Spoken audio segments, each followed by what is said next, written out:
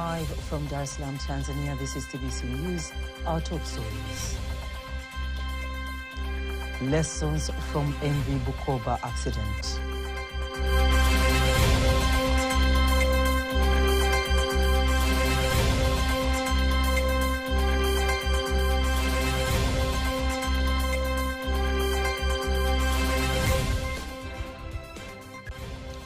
Ethical content insisted on digital media.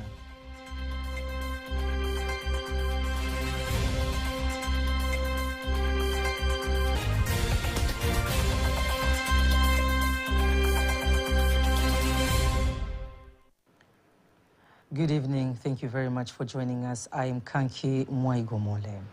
You can also follow us live via our YouTube channel, TBC Online, and also get all the latest news through our Instagram, Facebook, and X pages at TBC Online. The society, especially institutions that deal with marine transport, have been urged to be ready to face challenges, including catastrophes and accidents that may occur during transportation, so as to rescue people and their belongings. Presenting a lecture in Dar es Salaam on lessons learned after the MV Bukoba accident 28 years ago, the University of Dar es Salaam former Vice-Chancellor Professor Rekaza Mukandala says overloading was among the factors that led to the accident. He says after a number of marine accidents, the government took action. We saw that after the ship sank, a committee was formed in order to investigate the causes of that accident and to suggest actions to be taken, but some accidents continued to happen. More than 800 people lost their lives at the MV Bukoba accident in 1996. The Prime Minister Kassim Majaliwa has urged authorities responsible for information sector to ensure that media publishes and broadcasts content that is ethical and portrays Tanzanian culture. Here are more details.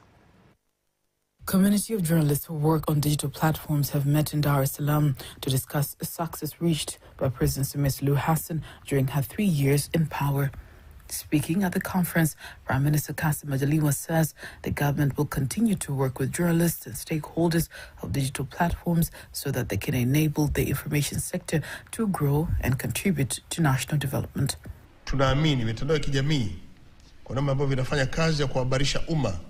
We believe that social media has been doing a great job, and we should continue to inform the public about the milestones that President Samia has been achieving. In order for Tanzanians to be up to date with that President Samia is doing for them. The government wishes to live in harmony with the journalists. The development attained in the country can be attributed to work done by journalists who cover various developmental activities done by the government. He says the government has taken several measures to improve laws that guide the information sector so as to have conducive and free working environment. Serikali imechukua hatua mbalimbali katika kuboresha sheria na The government has taken various initiatives in amending media laws and regulations in order to create an enabling environment for journalists in the country, so that you can perform your duties freely while abiding the ethics and human rights. On the other hand, Minister of Information, Communication and Information Technology Napen Nnauye has directed the Tanzania Communications Regulatory Authority, TCRA, to prepare short courses for digital journalists so that they can work in regard to Tanzanian culture. Wakati Rais Samia anaingia madarakani, when President Samia entered into power, people who had access to internet were almost 20 million people. Currently, we have about 40 million people who have access to internet. This is because there is huge investments that has been done. That's why you can all access as many people and disseminate information. Chairman of Digital Journalists Shaban Matwebe thanked President Samia Suluhu Hassan's administration for the way it makes sure that information sector grows and it has strengthened press freedom. The Iranian ambassador to Tanzania, Hossein Alvand Bihine, says Iran continues to stand strong after the sudden death of President Ebrahim Raisi, who died after the helicopter he was traveling with crashed. He calls on the Iranian people living in Tanzania to remain calm during this period. Speaking to TBC, the Iranian ambassador to Tanzania also sent a warm appreciation to President Samia Suluhu Hassan of Tanzania. Of course, the future of Iran is very clear. Based on the constitution, it's been decided. The vice president of the president, Dr. Mokhber, now is in charge of presidency. And within the 50 days, there would be another election for electing a new president. We have the constitution, we have the leader, we have the strong people of Iran, we have the experiences before for happening these things. We have lost our president 40 years ago, so this is not the first time.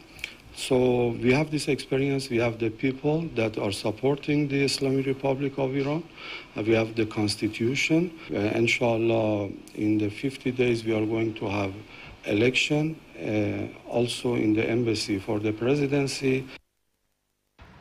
Furthermore, Ambassador Behine appreciates the government and the people of Tanzania for sending their heartfelt condolences. Always we have appreciated the support of Iranian people in Tanzania as well. So we are expecting them to continue their support, and as they have already expressed their sympathy and condolences for the government and the people. Tanzania Ambassador to South Africa James Bwana has submitted his credentials to President Eric Masasi of Botswana. Ambassador Bwana is expected to serve also in the countries of Botswana and Lesotho. Deputy Speaker of Parliament Musa Zungu has directed the Ministry of Industry and Trade to speed up the implementation of the Liganga and Mchuchuma project so it can start to benefit Tanzanians. Zungu made the remarks in Parliament in Dodoma after the Minister of Industry and Trade, Dr. Ashatu Kijaji, tabled a budget estimating for her ministry for the year 2024-2025.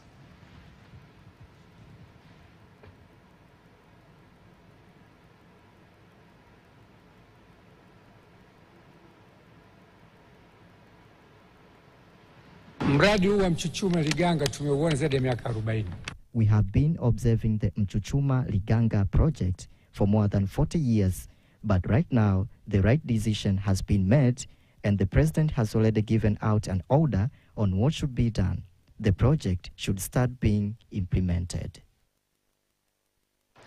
In 2023, the industry sector is reported to have contributed 7% at the national income, while trade has contributed 8.3%.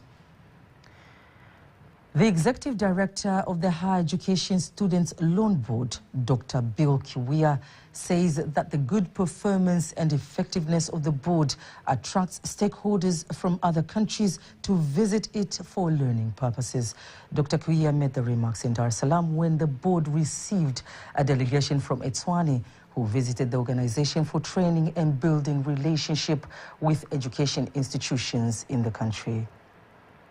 In terms of allocating the loans to students in higher education, in terms of what are the challenges that we are facing in the process of doing that particular task, in terms of what are the vulnerabilities that we face in the process of executing our duties, including recovery, what are the benefits of being a member in the Pan-African Association of Higher Education Students Financing Institution, AHEFA, and also trying to build a relationship with some of the universities, and especially focus universities of your interests.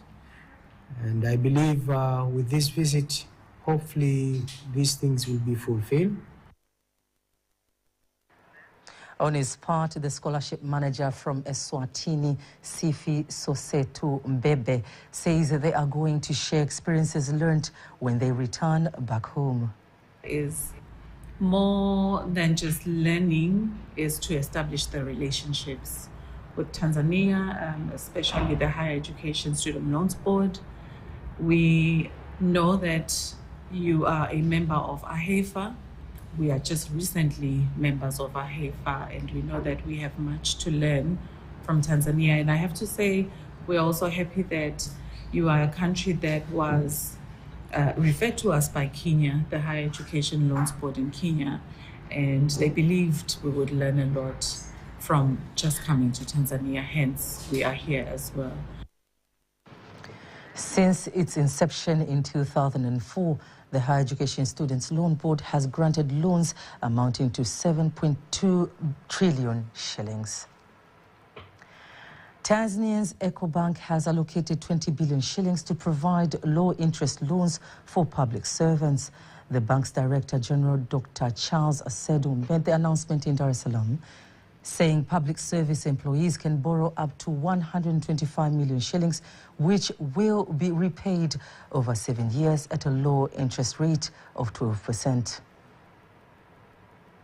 We were very strong in sectors like oil and gas, in the tourism sector, manufacturing sector, in the export sector.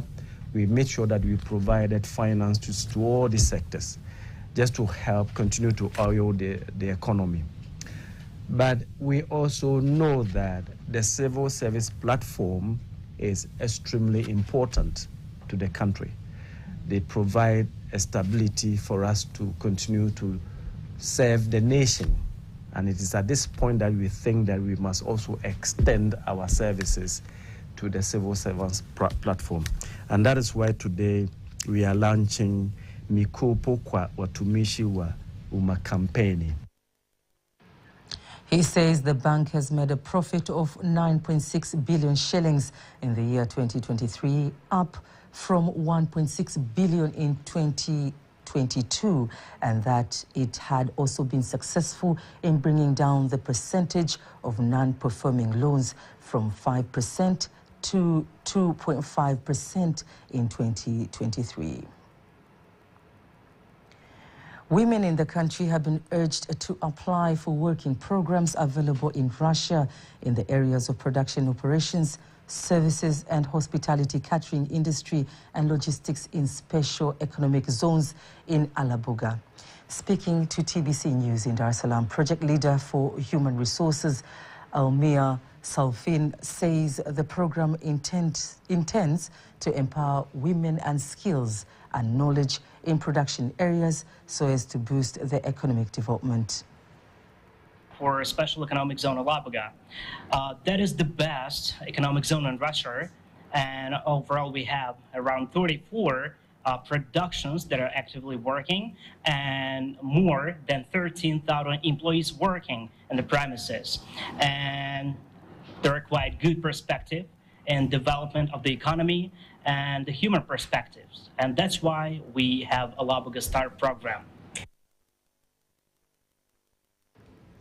Before we wind up our local news tonight, let us now have a look at today's exchange rates according to the Bank of Tanzania BOT.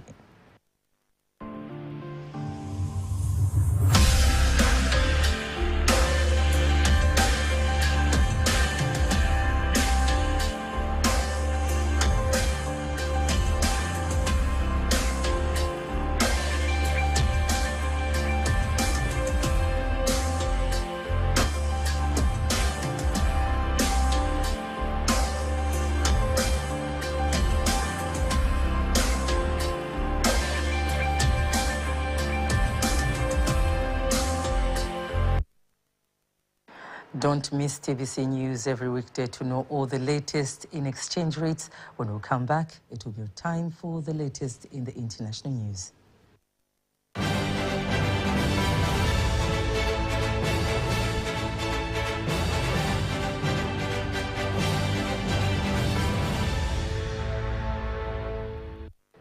Here's the international news as compiled by Ramadhan Impenda and read to you by Teddy Mparanyanga.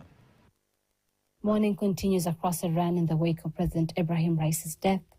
Iranians gathered in the streets across the nation to express their grief over the death of their president and his companions. President Raisi was killed alongside the Iranian foreign minister in a helicopter crash in a mountainous area near Azerbaijan on last Sunday. Local media reported a total of 9 people, including the flight crew, were killed in the helicopter crash. They had been traveling back to Iran from a ceremony where they had inaugurated a dam with the Azerbaijani local leader. On Wednesday, a larger ceremony will take place in Tehran with Supreme Leader Ayatollah Ali Khamenei expected to lead the prayers and foreign dignitaries in attendance. Raisi's body will be taken to Mashhad, the country's second largest city located in the northeast, where he had been born and raised before burial on Thursday. A prominent Malian economist and professor has been sentenced to 2 years in jail, one of which was suspended for his criticism of the military regime. Etienne Fakaba Sissoko was also ordered to pay a fine of $4,900. The 41-year-old academic has already been in custody since March, was charged with defamation and damaging the state's reputation by distributing fake news. The charges relate to a book he published last year, which he defended in court, saying the work was based on fact. Human rights groups say he is the latest case in a widespread crackdown on critics and political opponents of the military rulers. They came to power in August 2020 when the president Ibrahim Boubacar Keïta was overthrown in a coup after huge anti-government protests over his handling of a jihadist unrest. One person has been killed and several others injured on a Singapore Airlines flight from London that was hit by severe turbulence when it made an emergency landing in Bangkok, Thailand. The Boeing 777-300ER plane with 211 passengers and 18 crew was headed to Singapore, and turbulence led to those not wearing seatbelts hitting overhauled cabins. According to Flight Radar 24 data, after around 11 hours of flying time from takeoff in London, the aircraft sharply dropped from an altitude of around 37,000 feet to 31,000 feet within just 5 minutes as it finished traversing the Andaman Sea and near Thailand. Thai media reports say there were 30 injuries, while Singapore Airlines did not specify how many people were injured. Singapore's Transport Minister, Chee Hong Tat, has said that the government would provide assistance to the affected passengers and their families. A Greek court has dismissed charges against 9 Egyptian men accused of causing a shipwreck that killed hundreds of refugees and migrants last year after prosecutors said Greece had no jurisdiction over the site of the accident. The judges in the southern port city of Kalamata ruled they did not have jurisdiction due to hearing of the case on the grounds the vessel sank in international waters. It is feared more than 600 people drowned last June when overcrowded fishing boat, the Adriana, sank on its way to Europe from Libya. The accused had faced life in prison if convicted of people smuggling and causing the sinking of the boat. Human rights groups, including Amnesty International and Human Rights Watch, say they had strong reservations about the integrity of the group investigation and evidence and questioned whether the defendants would receive a fair trial. The Greek Coast Guard has constantly denied their actions brought about by the disaster, and the authorities have rejected all claims of wrongdoing or of a cover-up. The 9 defendants, who were Egyptian and aged between 20 and 41, went on trial on Tuesday. And that was the international news. Sports news is up next.